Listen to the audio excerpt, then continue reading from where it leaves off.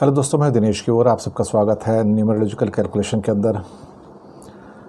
भारत से जो सीन निकल कर आ रहे हैं, सड़कों से, गलियों से, शहरों से, कालाबाजारी के, सरकारी असंवेदनशीलता के, 3 नंबर के गुरु भारत से उम्मीद तो नहीं की जा सकती थी कि भारत इतना असंवेदनशील, इतना क्रूअल हो सकता है।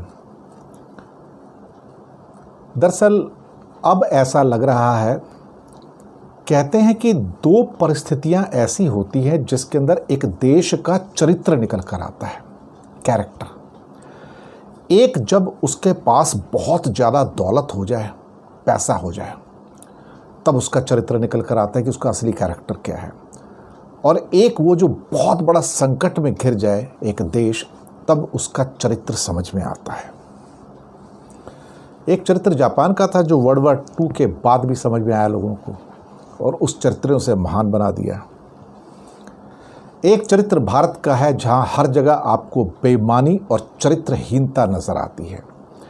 अब तो ऐसा लगता है कि चंद लोगों को छोड़ दिया जाए, कुछ लोगों को जो सेवा में लगे हुए हैं, जो वास्तव में ही मानवता की सेवा करते हैं, उन चंद लोगों को छोड़ के अब ऐसा लगता है कि ये पूरा का पूरा देश एक चरित्रहीन देश है, एक बेईमान देश है, एक egoistic, adamant and arrogant country है, जो पैसे के लिए अपनी माँ को भी बेच सकता है, जो पैसे के लिए देश को भी बेच सकता है, जो पैसे के लिए अपना ईमान भी बेच सकता है, जो पैसे के लिए सब कुछ बेच सकता है।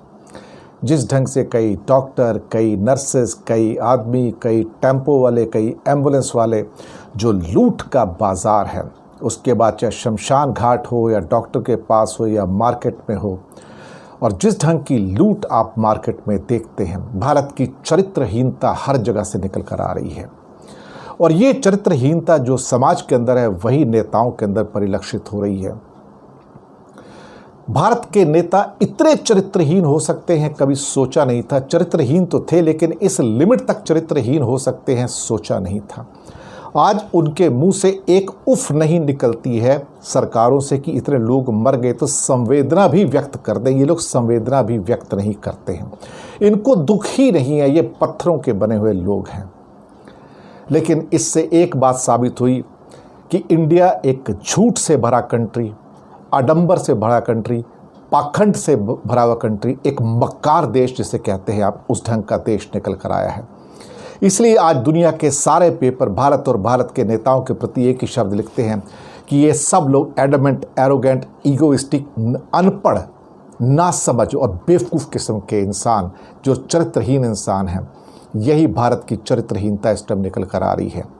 और मैं ये दावे के साथ कहता हूँ कि चंद लोगों को छोड़ दीजिए, भारत इस टाइम अपनी चरित्रहीनता की चरम सीमा पर है, बेईमानी की चरम सीमा पर है, मक्कारी, आडंबर, पाखंड की चरम सीमा पर है।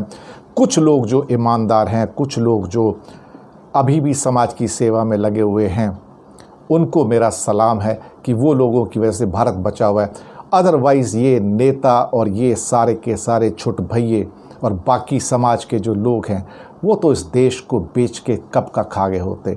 इसलिए देश 1200 साल गुलाम था, यकीन मानिए आज भी गुलाम है। अगर एक देश इमरजेंसी के वक्त में अपने बच्चों को हॉस्पिटल नहीं दे सकता, बेड नहीं दे सकता, ऑक्सीजन नहीं दे सकता, और उनको डॉक्टरी सुविधाएं नहीं दे सकता, उनको रोटी नहीं दे सकता, तो लानत है। फिर लोग कहते हैं ना कि ये पूछो कि तुमने देश के लिए क्या किया, लेकिन जब कभी वक्त आ जाए तो पूछना चाहिए, देश तूने मेरे लिए क्या किया। सवाल तो बनता है और सवाल तो पूछेंगे कि देश का भी तो कुछ फ़र्ज है हमारे प्रति या नहीं, या सिर्फ हमारा ही फ़र्ज है। सवाल वाजिब है।